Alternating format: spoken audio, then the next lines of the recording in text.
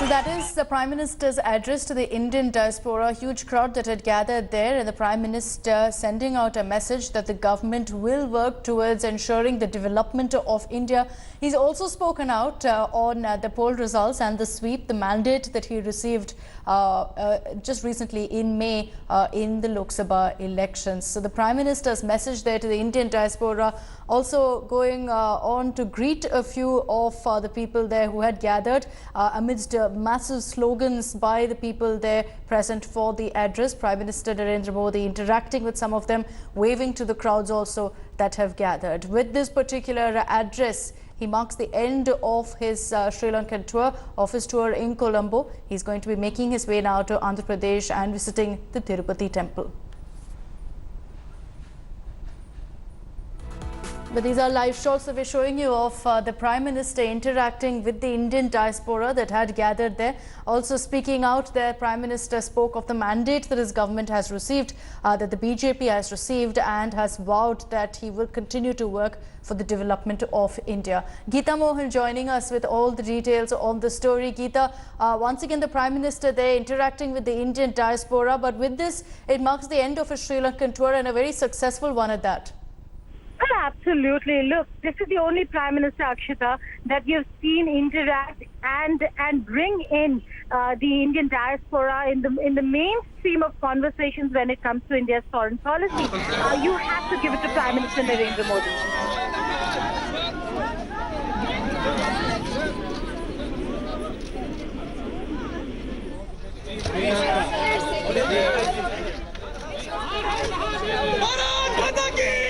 All right, we'll go across to Geeta again in just a bit, but these are live visuals of the crowds going berserk as the Prime Minister greets them, waves to them, and also shakes their hands. A lot of children there in that crowd, a huge number of the Indian diaspora representatives present there for the Prime Minister's address.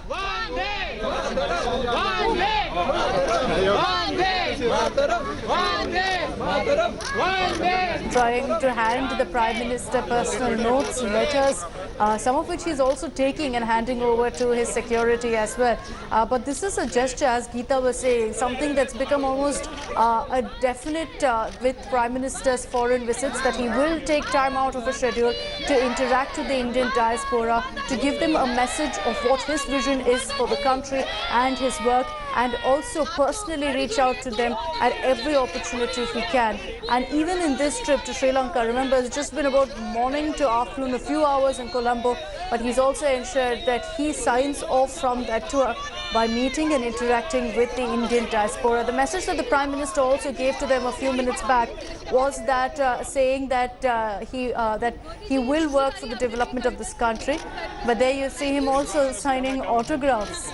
They're giving messages to him, and he is acknowledging the same, shaking hands with all of the people there, all the representatives of the Indian diaspora there, even as the crowds there are continuing to chant Modi slogans. Geeta Mohan is still with us. Geeta, you were just mentioning the fact that how the Prime Minister, every single foreign visit, makes it a point to reach out to the Indian diaspora. In this case too, you see how he's personally greeting them.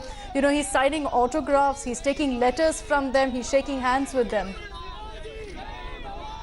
Well, Prime Minister Narendra Modi has been known to connect with the Indian diaspora, Akshita. The visuals that you see speak volumes of how the Indian administration has changed its tactics and policies when it comes to reaching out to various countries. What it has done is it has empowered the Indian diaspora to the extent that they influence and impact foreign policy of that country vis-a-vis India.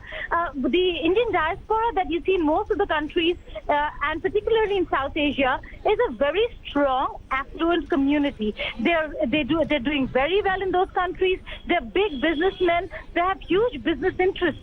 So even the politicians and governments over there listen to and pay heed to how and their influencers, so to say, and how they want policies formulated vis-a-vis India. which makes this move that you see, the visuals that you see, the connect that you see Prime Minister Narendra Modi make immensely important for India's foreign policy and a part of India's foreign policy toolkit.